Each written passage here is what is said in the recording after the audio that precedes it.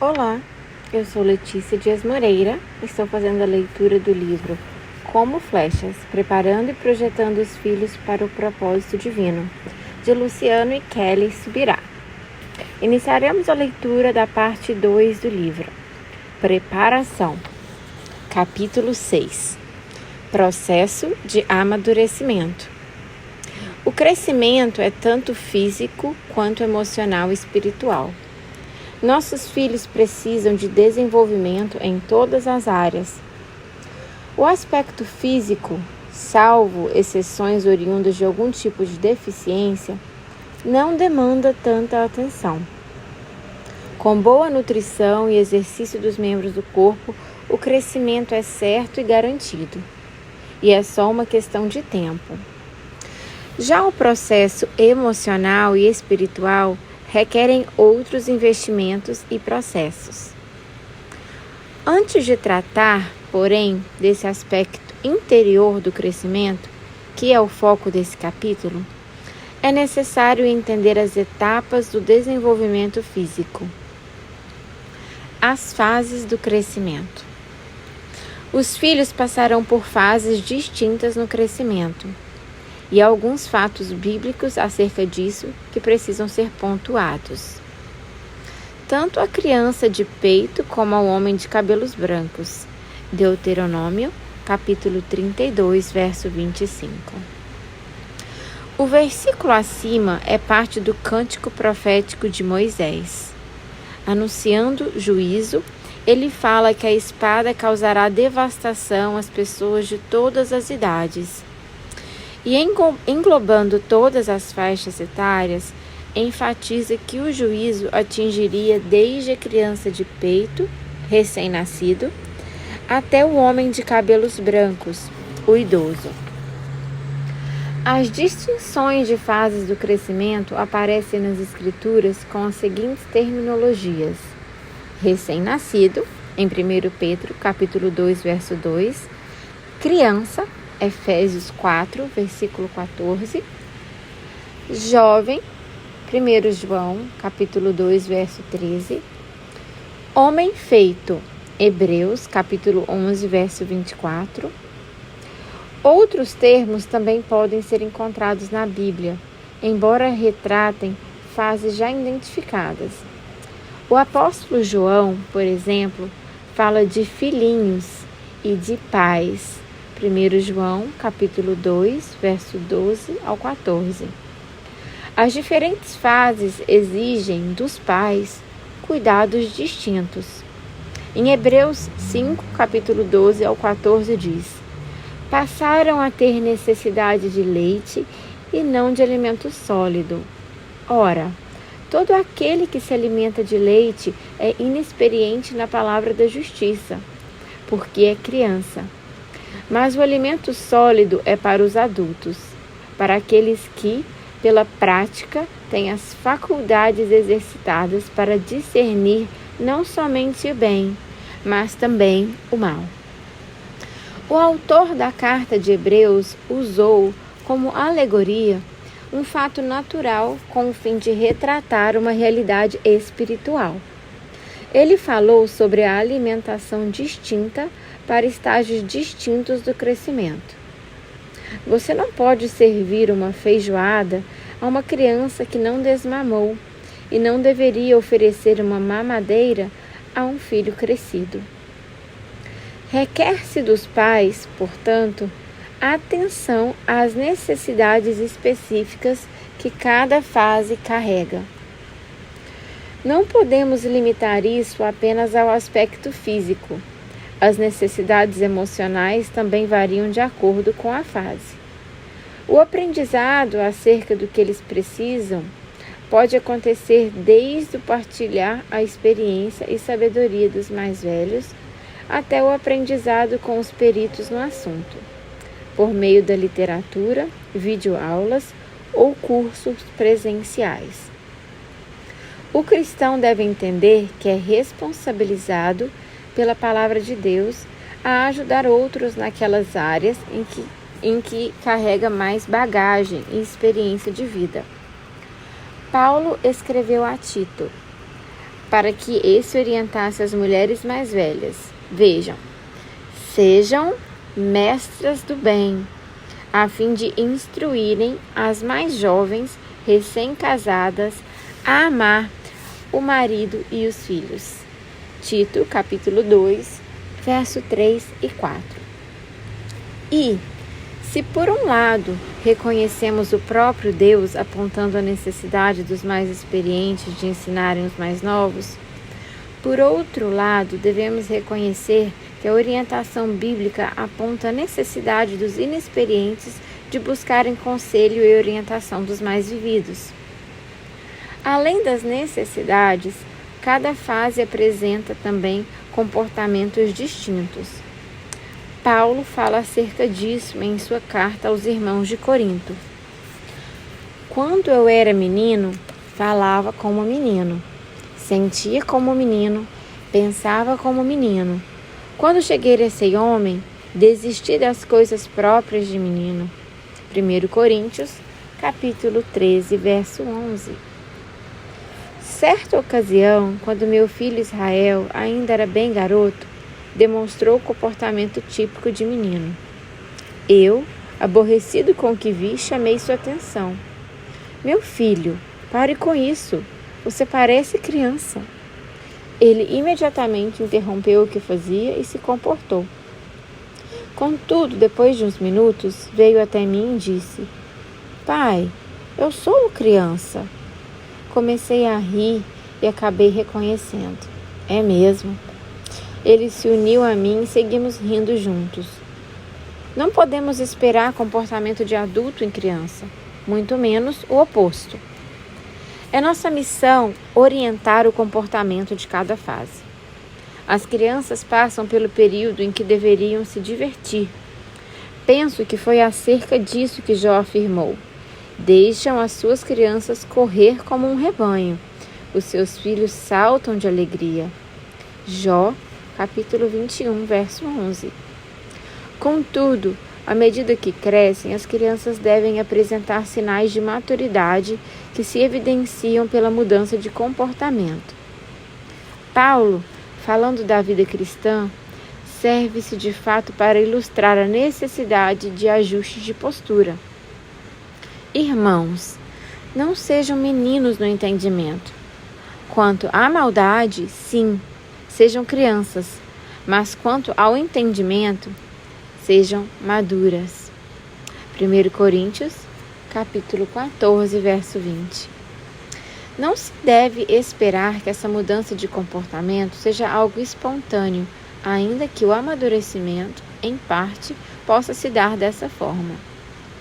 É necessário que os pais, de forma intencional, incluam na criação dos filhos as instruções e os processos que cooperem com o progresso deles.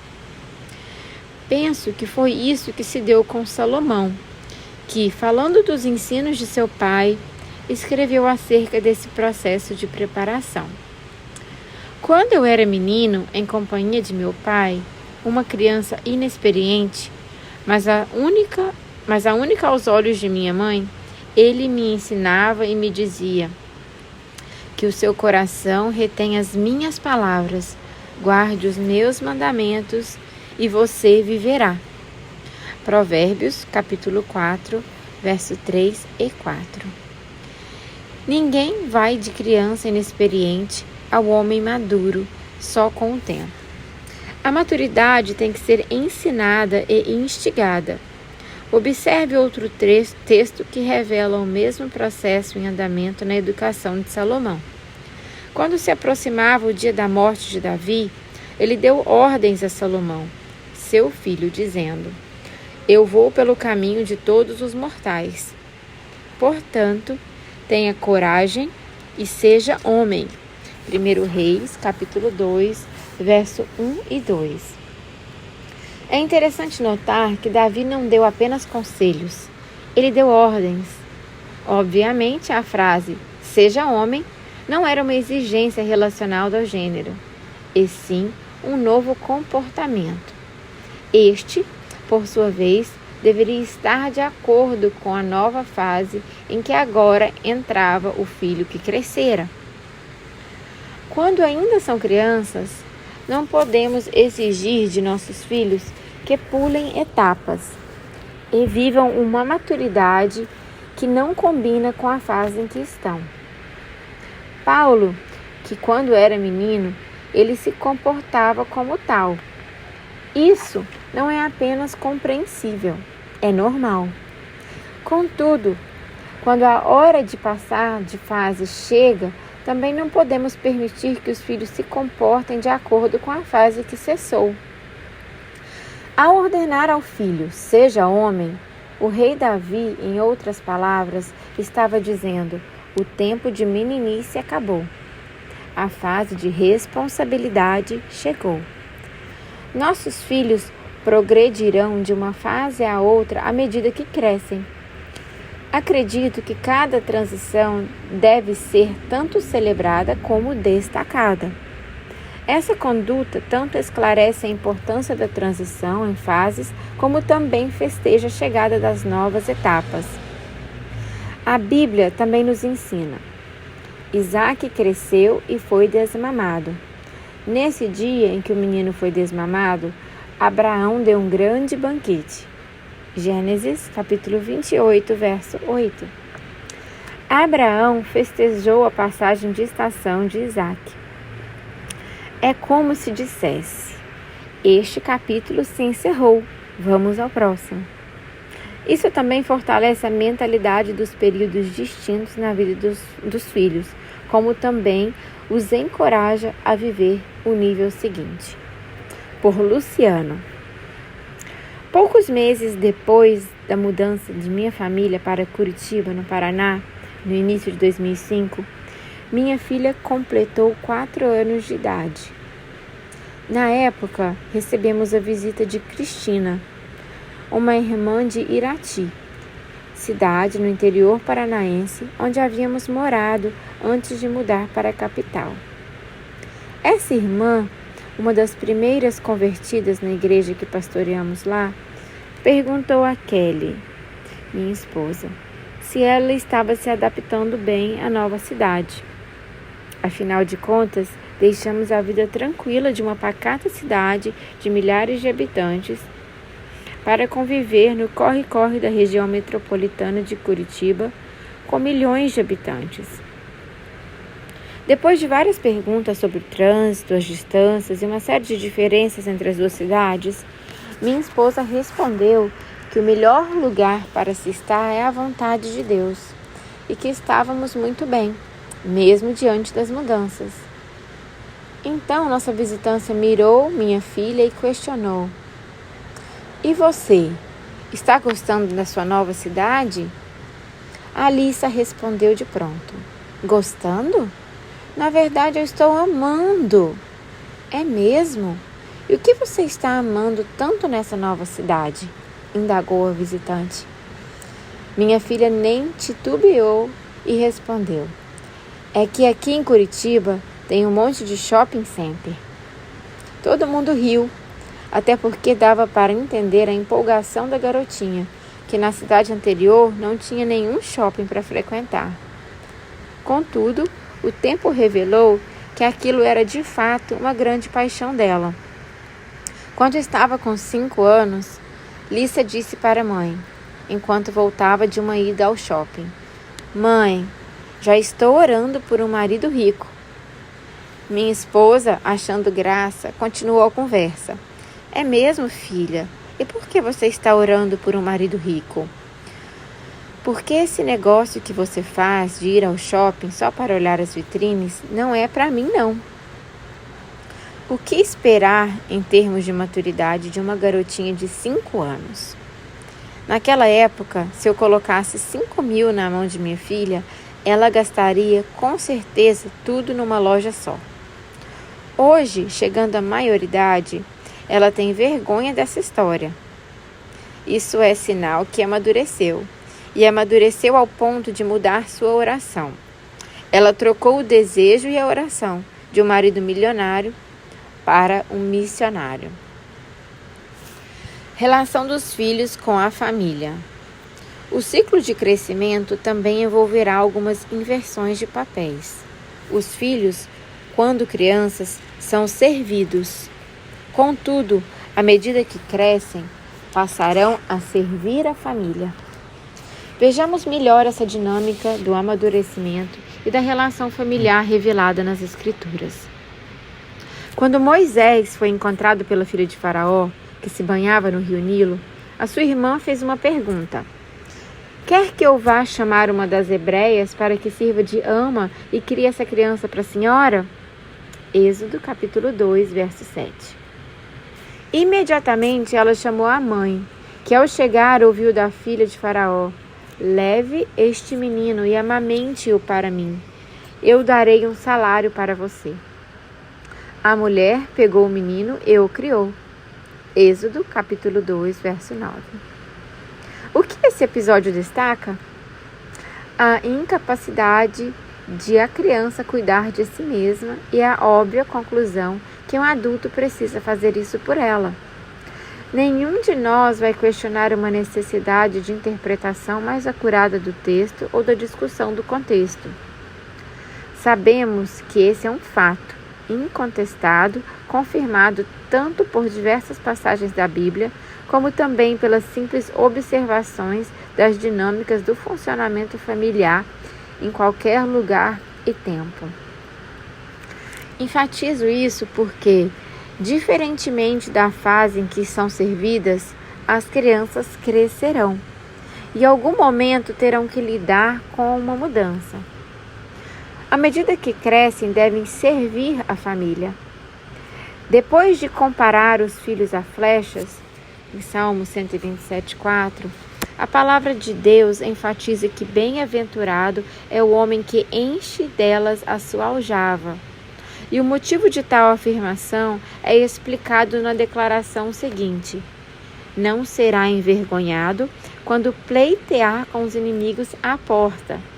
Salmo 127:5. Nesse caso, vemos que os filhos, quando crianças, foram protegidos pelo pai. Em contrapartida, quando crescidos, descobriram uma inversão de posição e passaram a defender seu progenitor. E essa mudança que vejo muito em pais, ainda que inconscientemente, relativizando a importância de se delegar responsabilidades e intencionalmente sujeitar os filhos a processos de amadurecimento. É como se eles enxergassem apenas os extremos. Por um lado, os filhos sendo cuidados pelos adultos, porque não podem fazer isso por si mesmos, é algo percebido e compreendido. Por outro lado, os mesmos filhos, depois de crescidos, assumindo as responsabilidades da vida adulta também. Contudo, alguns pais parecem acreditar que, entre esses dois extremos, existe um vazio, um vácuo, e que de repente, da noite para o dia, tudo muda instantaneamente. Mas não é assim que funciona. A prole vai de criança a adulto em um salto. Eles chegam gradualmente. A transição de posição também deveria ser gradual. À medida em que crescem, responsabilidades e serviço dentro de casa, em prol da família, devem ser acrescentadas à vida dos filhos. Fazendo isso de forma lenta, porém progressiva, eles não apenas poderão absorver os valores que estão sendo comunicados, como também poderão, pelo treinamento prático, ser aperfeiçoados nas áreas em que começam a servir. Por Luciano. Eu sou filho do meio de 3 homens gerados por meus pais. Os meus 2 irmãos começaram a trabalhar com 12 anos de idade. Eles empacotavam compras em um supermercado do bairro e também empurravam alguns produtos nas prateleiras. Tentei evitar o trabalho deles até os 14 anos. Eu me virava fazendo meus negócios informais. Às vezes, chegava a ganhar mais dinheiro do que eles. Sem contar que tinha mais tempo livre para me divertir do que eles tinham. Eu me orgulhava tanto da minha liberdade como de minha alma empreendedora. Um dia, porém, cheguei em casa e um amigo da família estava lá conversando com meu pai. Cumprimentei-o de passagem e quando ia seguindo, meu pai me chamou de volta e disse: "Cumprimente direito o seu novo chefe." Eu estava tentando entender aquela afirmação que ele explicou. "Acabei de lhe arrumar um emprego. Amanhã cedo você começa a trabalhar como office boy." Surpreso com a notícia, perguntei quanto iria ganhar. A resposta foi firme: "Não interessa o quanto você vai ganhar. O assunto já está decidido." Eu ainda insisti: "Pai, você sabe que eu faço mais dinheiro com meus rolos, leia-se, negócios informais, do que ganharei com esse tipo de emprego." E a resposta dele, indigesta no momento, foi uma verdadeira lição para mim, embora só tenha entendido e apreciado no futuro. Trabalho não se trata apenas de ganhar dinheiro. Você precisa aprender a ter responsabilidades, cumprir horários e saber se reportar a um chefe. E o emprego lhe ensinará tudo isso. Após a explicação, a coisa ficou ainda pior. E emendou: "A partir de hoje, você não ficará mais com todo o dinheiro que ganha. Depois de entregar o dízimo, você vai retirar uma pequena quantia para você e entregará o restante para ajudar nas despesas de casa." Protestei que ele não precisava do meu dinheiro. E ele concordou comigo, mas foi enfático: "Mas você precisa aprender a contribuir com a família." Ele estava tentando me ensinar que qualquer família, os filhos não devem apenas ser servidos na casa, devem servir e desde cedo serem treinados a contribuir com a casa. Ele estava comunicando, ainda que sem essas palavras, de forma bem clara: você tem que aprender a ser homem. Ensinar de modo firme e prático os filhos para que sirvam a família é uma receita contra o egoísmo e auxilia no desenvolvimento do senso de responsabilidade e cooperação familiar. Contudo, com o modelo atual de criação que poupa os filhos de tudo, de tarefas domésticas a responsabilidades maiores, criamos um problema maior do que se pode mensurar. Isso vale tanto para a funcionalidade das famílias que esses filhos futuramente formarão, como também para a vida espiritual dele. A consequência da postura atual dos pais é nada menos que os filhos mimados, que não entendem, que não aceitam, tampouco desfrutam do resultado dos processos necessários à maturidade. Deus, como Pai e modelo de paternidade a ser seguido, não nos poupa desses processos. Enquanto são menores, os filhos são cuidados pelos pais. Na velhice, devem ser retribuídos pelo cuidado que eles dispensaram. Paulo escreveu acerca dessa responsabilidade: que estes aprendam primeiro a exercer piedade para com a própria casa e recompensar os seus pais, pois isso é aceitável diante de Deus. 1 Timóteo, capítulo 5, verso 4. A inversão de papéis é certa. Contudo, a preparação para ela deve se dar de forma gradual. E isso envolve tanto o tempo como os processos. Ambos são elementos essenciais no progresso dos filhos. Como se dá o amadurecimento? O crescimento físico, assim como o amadurecimento emocional e espiritual dos filhos, requer tempo. O desenvolvimento não se dá da noite para o dia. É um projeto de longo prazo. Isso é fato tanto no mundo natural como também no mundo espiritual. O Senhor Jesus ensinou acerca dessa verdade. 2 pontos. Jesus disse ainda: o reino de Deus é como um homem que lança sua semente na terra. Ele dorme e acorda, de noite e de dia, e a semente germina e cresce, sem que saiba como. A terra por si mesma frutifica. Primeiro aparece a planta, depois espiga e por fim o grão cheio na espiga. E quando o fruto já está maduro, logo manda cortar com a foice, pois chegou a colheita. Marcos, capítulo 4, verso 26 ao 29. Comento esse texto bíblico e os princípios nele apresentados em meu livro Maturidade, o acesso à herança plena, e aqui lanço mão dele. 2 pontos. Nenhum lavrador planta uma semente num dia e espera colher frutos no dia imediato, porque crescer demanda processo, e processo requer tempo. Como Jesus afirmou, esse processo possui etapas distintas. Primeiro, depois de a semente germinar, aparece a erva. Depois, vem a espiga. Até aqui, passou-se um tanto de tempo. Então, aparece o grão cheio na espiga. Mas ainda não é a hora de colher. É necessário esperar mais um pouco até que o grão esteja maduro. Então, somente então, a colheita pode acontecer. Ninguém nasce adulto. O bebê cresce e se torna criança. A criança cresce e se torna adolescente. O adolescente cresce e se torna adulto.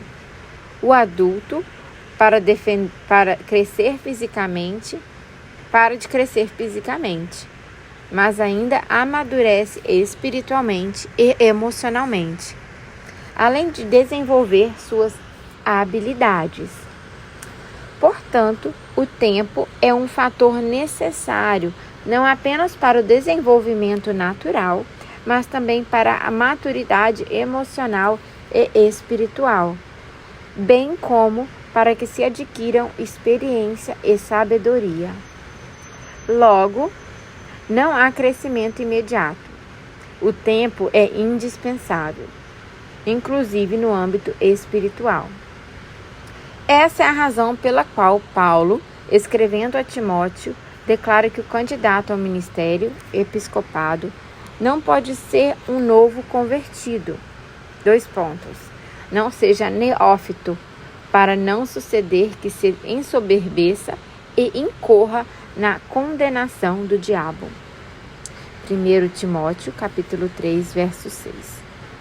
A palavra traduzida por neófito no original grego é neófitos, e de acordo com Strong significa recentemente plantada, o que indica uma planta nova. Também era usada para, no sentido espiritual, falar de um recém-convertido, de alguém que recentemente tornou-se cristão. A Nova Versão Internacional optou pela expressão não pode ser recém-convertido. Por que o ministro não pode ser novo na fé? Simplesmente porque ainda não teve tempo de crescer espiritualmente. As fases distintas certamente demandarão tempo. Ninguém experimenta crescimento e amadurecimento instantâneo. Algumas fases levarão anos antes que o ciclo se encerre. Mas, se por um lado vale destacar a necessidade de tempo, por outro é necessário reconhecer que apenas o tempo não garante resultado. Veja essa afirmação do escritor da Epístola de Hebreus. 2 pontos. Pois, quando já deviam ser mestres, levando em conta o tempo decorrido, vocês têm, novamente, necessidade de alguém que lhes ensine quais são os princípios elementares dos oráculos de Deus. Passaram a ter necessidade de leite e não de alimento sólido. Hebreus, capítulo 5, verso 12. O texto é claro. Ele aponta que alguns crentes hebreus já deviam ser mestres. Por que razão? Essa também recebe destaque. 2 pontos. Levando em conta o tempo decorrido. Nem todos, à medida que o tempo passa, se permitem crescer. Por quê? Como já afirmei, se por um lado há crescimento sem tempo, se por um lado não há crescimento sem tempo, por outro, só o tempo não é suficiente para o desenvolvimento. Há necessidade de que se subtrair o fato cronológico, se acrescente algo a ele. E o que deve ser somado ao tempo? Acredito que outro ingrediente indispensável seja o efeito que os processos têm na maturação emocional e espiritual das pessoas. À medida que crescem fisicamente, as crianças precisam de determinados processos que o ajudem a entender a responsabilidade. Mencionei uma descrição do comportamento das crianças que envolve correr e saltar, em Jó, capítulo 21, verso 11. Em outras palavras, os pequenos são focados na diversão. Não entenderão responsabilidade a menos que seja exemplificada e exercitada. Essa nova fase costuma gerar determinadas crises, mas não pode, no entanto, ser negligenciada. Lembro-me do meu filho, ainda adolescente, depois de ter começado a trabalhar, constatar: quando eu tinha tempo para jogar videogame, eu não tinha dinheiro para comprar jogos. Agora que eu trabalho e ganho dinheiro, que me possibilita adquirir jogos, não tenho tempo para me divertir. Respondi na hora: bem-vindo ao mundo dos adultos e à crise do amadurecimento. Os pais modernos superprotegem seus filhos. Poupa-nos de tarefas e responsabilidades domésticas e até mesmo do trabalho fora de casa, enquanto ainda estudam.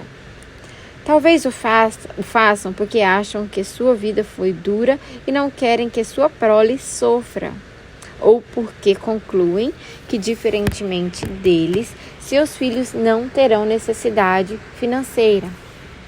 Contudo, o que acabam perdendo de vista é a necessidade de desenvolvimento emocional, e como pais, tais responsabilidades podem ajudá-los a crescer em outros aspectos. Os pais podem ajudar os filhos a alcançar maturidade mais depressa, ou deixá-los acomodados, e assim retardem o processo. Nas palavras de Shakespeare, maturidade tem mais a ver com o tipo de experiência que você teve na vida do que com quantas velas você apagou. Cabe ainda mencionar aqui uma afirmação de Benjamin Franklin. Na escola da experiência, as aulas são caras, mas só com elas os insensatos se corrigem. As experiências e os processos de amadurecimento decorrentes delas, se devidamente aproveitados, podem nos ajudar e muito em nosso aperfeiçoamento. Como pastores, há mais de 25 anos, já aconselhamos muitos casais. Um dos maiores problemas no casamento da atualidade é o baixo nível de maturidade emocional dos cônjuges. Infelizmente, há um expressivo número de adultos que se comportam como verdadeiras crianças mimadas. Acreditamos que parte desse quadro assustador tem origem numa mudança de mentalidade que a nova geração vem se desenvolvendo em relação à família. Com o propósito de ajudar a compreender a importância dos processos no amadurecimento dos filhos, fazemos uso de uma outra porção do livro Maturidade, o acesso à herança plena. 2 pontos. Deixe-me dar um exemplo.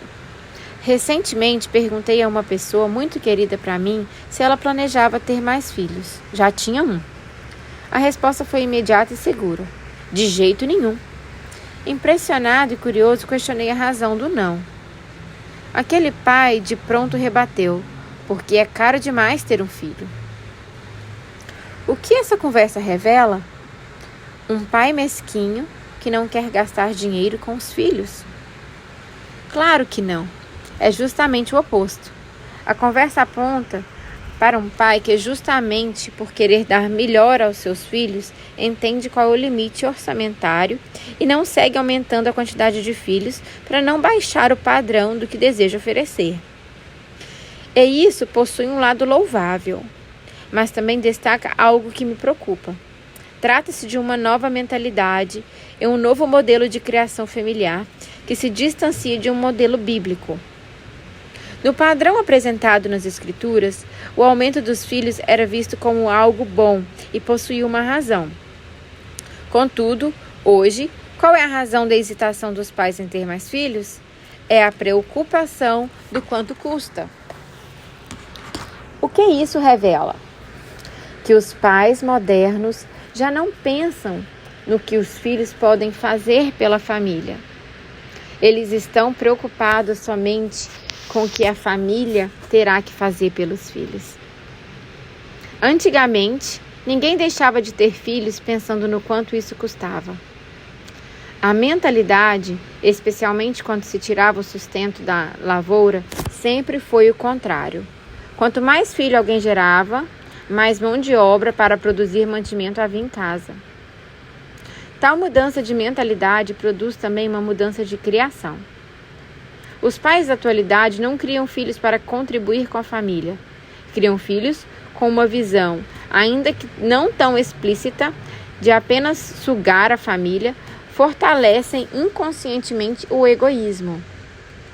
Poupa-nos de processos que amadurecem, processos que foram testados ao longo da história e demonstram funcionar muito bem. São descartados em nossos dias. Os filhos têm cada vez menos responsabilidades e cada vez mais privilégios. Os direitos são bem maiores e abundantes que os deveres. O resultado? Uma geração imatura que se sacrifica cada vez menos pela família e exige cada vez mais seus direitos. Um dia desses, alguém reclamou comigo. Essa nova geração está cada vez mais mimada. Repliquei na hora. E de quem é a culpa? Quem foi que os mimou? E ele permaneceu em silêncio. O fato é que os pais reclamam de filhos que eles mesmos desvirtuaram. Precisamos repensar o modelo de criação e a mentalidade que estamos promovendo.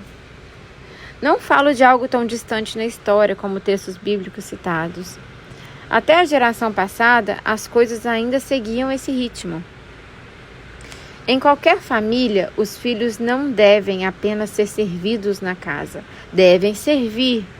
Os filhos não devem ser sanguessugas que estão se tornando essa nova geração. Eles devem ser treinados a contribuir com a casa, servir a família e não ser egoístas. Contudo, com o modelo atual de criação, que os poupa de tudo, de tarefas domésticas a responsabilidades maiores, criamos um problema maior do que podemos mensurar, tanto para a funcionalidade das famílias que esses filhos formarão, como para suas vidas espirituais. A consequência da postura atual dos pais é nada menos que filhos mimados, que não entendem, não aceitam, tampouco desfrutam do resultado de processos necessários à maturidade. Somos gratos a Deus pela criação que tivemos. Em nossas casas, a mentalidade dos nossos pais era essa. Os filhos não eram poupados dos desconfortos necessários para o amadurecimento. Nós, começamos a trabalhar na adolescência, enquanto ainda estávamos estudando, e isso só nos ajudou a crescer. Contudo, mais do que apenas compartilhar uma experiência bem-sucedida da criação de filhos, tanto nossa como de nossos pais, entendemos que esses princípios são, na verdade, ingredientes de um novo projeto divino, revelado nas Escrituras, que deveriam ser modelo para todos os pais. Desconfortos necessários. Enfatizamos a importância dos processos e da delegação de responsabilidade. Quando falamos de processos, referimos-nos aos desconfortos necessários ao crescimento.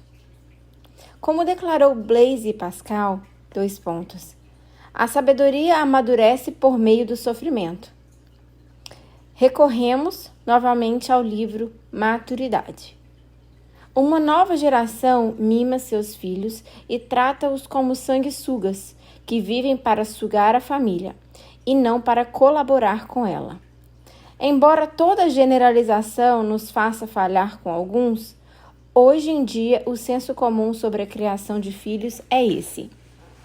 Distanciam-se e muito de nós aqueles dias em que os filhos levantavam cedo para tirar o leite da vaca, alimentar os animais e ajudar os pais a manter ativa a provisão do lar. Eu sei que os tempos mudaram e não pregam um retorno à roça ou a um estilo de vida de antigamente. O que pretendo mostrar é que, mesmo no mundo urbano e altamente tecnológico como o que vivemos, a necessidade de transmitir aos filhos responsabilidades como parte da educação não deveria ter mudado. Não importa se a família é abastada o suficiente para ter inúmeros empregados em casa, todo filho e filha deveria ser submetido às tarefas domésticas. Quando Paulo declarou que o filho, enquanto menor, em nada difere de um escravo, em Gálatas, capítulo 4, versos 1 e 2, não se referia apenas à posição de não poder acessar a herança. Os filhos também eram incumbidos de responsabilidades e, assim como os servos, trabalhavam para seus pais. Na parábola do filho pródigo, mesmo tendo muitos servos, vemos que aquele pai delegava trabalho aos seus filhos. Lucas, capítulo 15, verso 29. Aliás, esse exemplo não é incomum nas Escrituras. O próprio Jesus cita em outra de suas parábolas. E o que vos parece? Um homem tinha 2 filhos. Chegando o seu primeiro, disse: Filho, vai hoje trabalhar na vinha. Ele respondeu: Sim, Senhor, porém não foi. Dirigindo-se ao segundo, disse-lhe a mesma coisa. Mas este respondeu: Não quero. Depois, arrependido, foi. Qual dos 2 fez a vontade do Pai? Disseram: O segundo. Declarou-lhes Jesus: Em verdade vos digo que publicanos e meretrizes vos precedem no reino de Deus. Mateus, capítulo 21, versos 28 a 31. O trabalho engrandece, aperfeiçoa, ajuda a desenvolver não apenas habilidades, como também maturidade. Entretanto, pais que poupam seus filhos o desconforto de tarefas domésticas, ou mesmo de trabalharem cedo, estão, na verdade, eximindo-os de crescer. Que tipo de esposa será uma filha que cresceu sem nunca ter lavado a louça ou cozinhado alguma coisa? A mulher virtuosa de Provérbios 31 não vai possuí-la no dia do casamento. Requer treinamento, ensino dos pais, exercício durante a vida de solteira. Da mesma forma, como um garoto que nunca colocou a mão na massa e cresceu só jogando videogame, virará um trabalhador dedicado da noite para o dia? Ele se transformará em passe de mágica simplesmente porque se casou? Claro que não. Esse tipo de habilidade se desenvolve e, para isso, demanda tempo e treinamento. Todo crescimento, avanço e progresso proporcionarão o que quero denominar de desconfortos desnecessários, mesmo na vida espiritual. Muitas vezes, dores e tristezas precedem e pavimentam a chegada de alegria e realização. Observe essa declaração de Jesus. Em verdade eu vos digo que chorareis e vos lamentareis, e o mundo se alegrará. Vós ficareis tristes, mas a vossa tristeza se converterá em alegria. A mulher, quando está para dar à luz, tem tristeza, porque a sua hora é chegada. Mas depois de nascido o menino, já não se lembra da aflição, pelo prazer que tem de ter nascido ao mundo um homem. Assim também agora vós tendes tristeza, mas outra vez vos verei. O vosso coração se alegrará, e a vossa alegria ninguém poderá tirar. João, capítulo 16, versos 20 a 22. O mestre falava de sua partida, da dor e tristeza que os discípulos teriam que enfrentar. Contudo, encorajava-os a atentar para aquilo que está adiante, por vir. Como exemplo, cita a mulher quando entra em trabalho de parto e passa por um desconforto necessário para que o novo estágio de conquista e realização se concretize. Tal declaração não se limita somente àqueles discípulos, mas também aos nossos dias. Ela se encaixa em muitos aspectos e distintos momentos da nossa própria vida, e sempre estará relacionada ao nosso aperfeiçoamento. Por amor aos nossos filhos, devemos ser firmes. Temos o dever de não os poupar dos desconfortos necessários ao crescimento. Um episódio de nossa família, envolvendo nosso filho e a forma de lidarmos com eles, ficou bem conhecido nas pregações de Luciano. Ele detalhou o ocorrido no livro Maturidade, e entendemos que a história cabe bem aqui. Permita-me exemplificar a execução dessa minha crença em um momento importante da vida de meu filho Israel. Aos 18 anos de idade, ele estava saindo de casa para estudar fora. Ganhou uma bolsa de estudos para estudar na Universidade da Casa Internacional de Oração, em Kansas City, nos Estados Unidos. Na época, Israel começara um relacionamento com a filha de meu pastor e já falava em casamento. Portanto, o que vou narrar agora envolve um contexto diferente do que é comum para rapazes da mesma idade. Eu o chamei para uma conversa franca e disse: mesmo que você tenha ganho a bolsa e não vá ter curso com os estudos, viver fora custa. Seu salário do serviço que prestará à distância não é suficiente. Deus lhe deu um mantenedor mensal que decidiu ofertar em sua vida regularmente. Mas as duas rendas também não são suficientes. Então, estou disposto a complementar a diferença e ajudar nos estudos. Ele vibrou com a notícia, mas emendei. Preste atenção, porque o que vou dizer agora é sério e não tem volta. Detalhe: meus filhos cresceram sabendo que o que digo é semelhante aos decretos dos reis da Média e da Pérsia. Irrevogável. Então prossegui. Você já está falando nessa idade em casamento e eu aprovo, mas orei acerca disso e creio ter uma orientação do Espírito Santo. Vou submetê-lo a um intensivo para ajudá-lo a tornar homem em ritmo acelerado. E vamos começar pela questão financeira. Aprenda a fazer orçamento e planejar seus gastos. Quem quer se casar precisa disso. Portanto, para o seu próprio bem e crescimento, se você gastar mais do que pode, não vou socorrê-lo ou ajudá-lo além do valor mensal combinado, que será sempre enviado no primeiro dia de cada mês. Caso isso aconteça, nem adianta você me ligar, que eu não vou amolecer e voltar atrás. Você terá que se virar sozinho. Ele consentiu e garantiu que entendera. Tudo correu bem nos 2 primeiros meses. No final do terceiro, faltando 3 dias para acabar o mês, tive uma surpresa.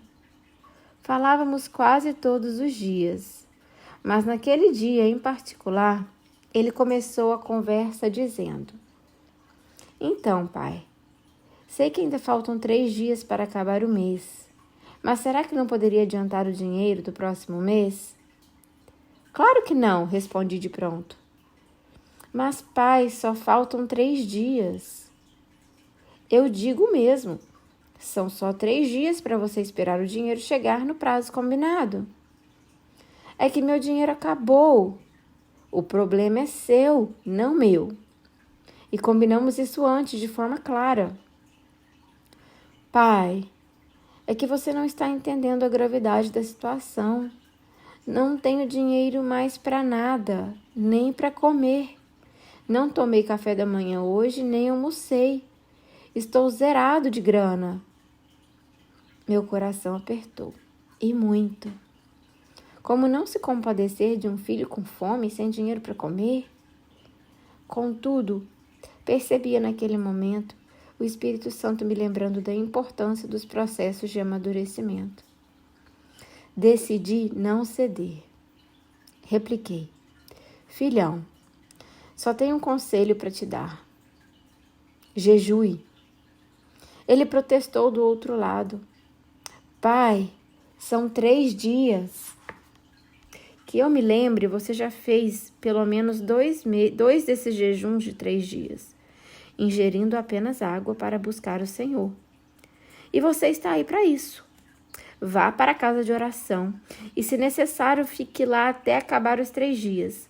Não vou mandar dinheiro algum antes do prazo que combinamos. É claro que foi uma decisão doída e difícil. Para mim e com certeza para ele também. Então terminei a conversa com aquela mesma frase que eu não gostava de ouvir do meu pai. Um dia você vai me entender e me agradecer por isso. É lógico que não comentei nada com a mãe do garoto. Depois do jejum, quando já tinha feito a transferência financeira e ele já tinha voltado a comer, é que fui dar a notícia da forma mais positiva possível. Amor, esse seu filho é uma bênção. Ela concordou, então acrescentei. Você acredita que o garoto fez mais um jejum de 3 dias só na água? Uau, glória a Deus por isso, ela respondeu. Tá certo que eu tive minha parcela de contribuição para que isso acontecesse. Ah, você é um pai muito encorajador e incentivador. Para ser honesto, eu acho que dessa vez foi mais do que um encorajamento da minha parte. Ela franziu a testa, com uma cara curiosa, e perguntou. Como assim?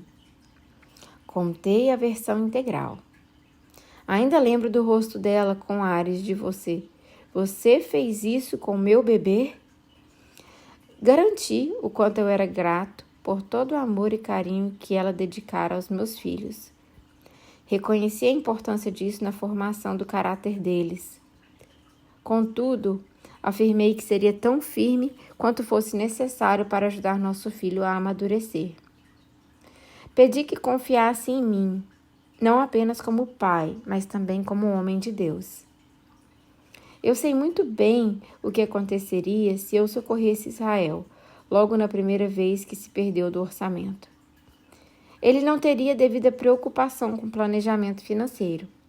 Afinal de contas, ainda que inconscientemente, teria sempre o pensamento de que o papai está por perto para salvá-lo dos problemas. Tenho visto muitos errarem nesse ponto. A Bíblia diz que ao casar-se, o filho deve deixar pai e mãe. Gênesis 2, 24. A palavra hebraica, azab, usada nesse texto, significa deixar, soltar, abandonar, afastar-se de, deixar para trás. Acho que isso, por si só, já diz tudo. O cordão umbilical precisa ser cortado. Contudo, mesmo com essa ordenança bíblica, alguns pais não treinam seus filhos a deixá-los. O resultado? Filhos imaturos que acabam perdendo, e muito, com isso. Filhos deveriam ser ensinados e preparados para ser autossustentáveis antes de estabelecer a própria família. 2 pontos. Cuida dos teus negócios lá fora. Apronte a lavoura no campo. E depois, edifica a tua casa. Provérbios 24, 27.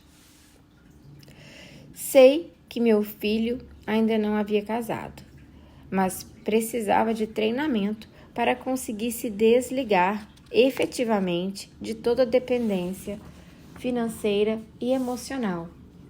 Por isso, decidi submetê-lo aos mesmos processos que o nosso Pai Celestial permite que passemos. Deus usa uma analogia para ilustrar a forma em que ele tratou a nação de Israel. Abre aspas.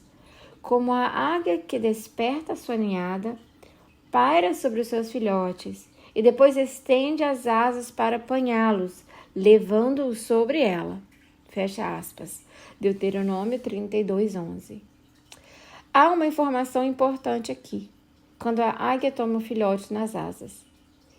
Isso só se dá quando chega a hora do voo e de treinamento. Momento em que a mãe águia decide que o filhote não deve mais permanecer no ninho. porque chegou a hora de aprender a voar.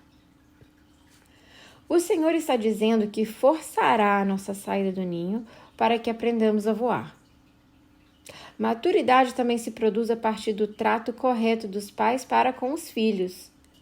Eles não devem ser poupados de desconfortos, para que não sejam poupados do crescimento proveniente deles. Assim como o Senhor não nos poupará, não podemos poupar os nossos filhos. Observe que o Senhor não nos poupa dos processos necessários ao crescimento. 2 pontos. Meus irmãos, considerem motivo de grande alegria o fato de passarem por diversas provações, pois vocês sabem que a prova da sua fé produz perseverança. E a perseverança deve ter ação completa, a fim de que vocês sejam maduros e íntegros, sem lhes faltar coisa alguma. Tiago, capítulo 1, versos 2 ao 4. As provações devem ser recebidas com grande alegria. Por quê? Porque por meio delas é que amadurecemos.